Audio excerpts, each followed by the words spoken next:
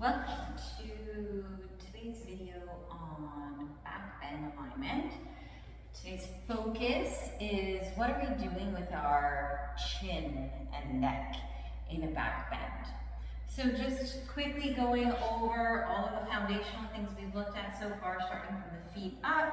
We've looked at feet are hip distance apart and parallel to fists between your ankles, so that your hips are over your knees, knees are over your ankles, so that your tailbone can drop between and your spine can lengthen, allowing for that lower part of the back bend. The other part we looked at is making sure we lift our shoulders, draw them in toward each other, and pull them down so we get that upper part of our back bend in. We've looked at drawing our belly button in toward our spine, letting our tailbone drop down and pelvic floor move forward to secure this, so we're not pushing our belly forward, and to keep our whole core locked, kind of engaged and active, supporting the spine. But now I want to look at what we do with our chin, because oftentimes when we're in a back bend, people like to throw themselves back, right? And I'm lifting my chin up, and I'm letting my head just hang here. And that's not a comfortable position, first of all. Well, I know it's not a comfortable position for me. It's very painful for me. But what we're doing there is just really letting our head hang. And we have our head rests on our atlas. And our atlas is what lets our head move up and down. And all of the ligaments that hold our head in that cradle position are being strained to kind of hold it up, right? We're heave-hoing it over the cliff, right? So we want to make sure that we don't let that hang, because when we let that neck hang and we cause stress for all of the ligaments at the back of our neck, our cervical spine, that can cause damage over time. It's mostly going to cause really great strain while you're doing the pose. But furthermore, you're going to cut off your esophagus. So you're trying to breathe and keep a smooth flow of breath. You can inhale and expand into this back bend, and exhale and solidify in it. But then we cut off our breath because we're cutting the tube off at the top. So we're going to limit our breathing, or make our breathing very challenging in that aspect. But then furthermore, because we're letting our head drop, our lungs pull up. And when our lungs pull up, they also compress. And so the ability to inhale and expand is greatly, greatly, greatly impeded. Furthermore, when we do that, our muscles called our psoas, which come, so our lungs kind of end about here, right, close to the bottom of our rib cage. Then we have our diaphragm that's in front of our spine about here. And then right below that, one on each side, is our psoas, which is the long ropey muscle that connects our spine to our femur. Well, if our lungs are pulling up, our diaphragm is going to be pulling up, and our psoas is going to be pulling up. And so that's going to stress out the lower part of our body as well. So our whole body goes under stress, and we don't want that. So we want to keep our neck in alignment so we can have optimal breathing, and we can keep our body in a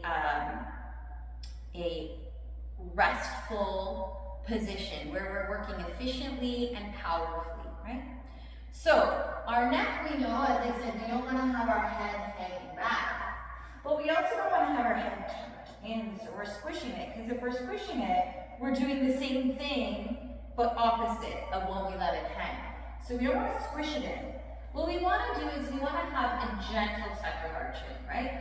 So we're not holding our chin all the way in, because you feel that at the back of your throat, right? Like that should feel, I don't want to say discomfortable, but like discomfort, but it's not really comfortable. You can feel that you're doing that, you're kind of drawing it in.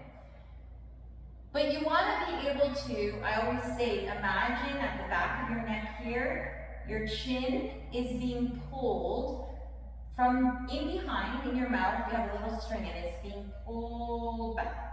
So it's a gentle tuck of your chin. So imagine that string. Pull back. So it's sliding slightly up and back into that cervical spine. So now my chin is tucked, but it's just a very gentle tuck on my chin. So now my spine stays nice and long, right? And then after I slide it in, I want to reach up through the crown of my head. Like I've got another string pulling me up, right? So if we add this into our mountain pose, feet are hip distance apart and parallel. I'm lifting my toes, spreading them wide so my feet are rooting down, drawing my quads away from my kneecaps. I'm going to lift my shoulders with my inhale, squeeze them straight in together, and then pull them down toward my waist. Belly button pulls in, tailbone drops down, pelvic floor comes forward and up. Now I want to slide my chin back, so I have a gentle tuck, and then reach up through the crown of my head. And breathe in it. And I'll turn sideways. So as I breathe into my back bend, if I want to sweep my arms up and bring them into cactus arms as we've been doing, right? So my body positioning hasn't changed. Notice my neck is the same. I can throw it back. As I breathe into it,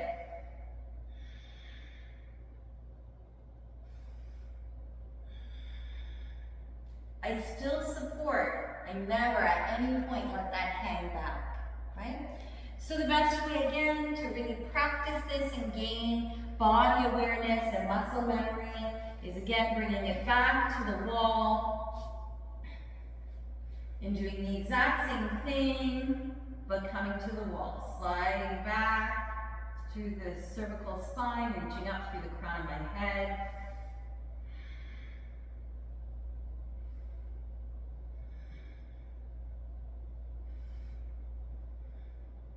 And then again, inhale up. I can bring this to my camel, which we worked on last week. All of the same foundational things that I'm rooting through and engaging. And again, chin slides up and back, reaching through the crown of my head. Inhale, expanding. Exhale, solidifying.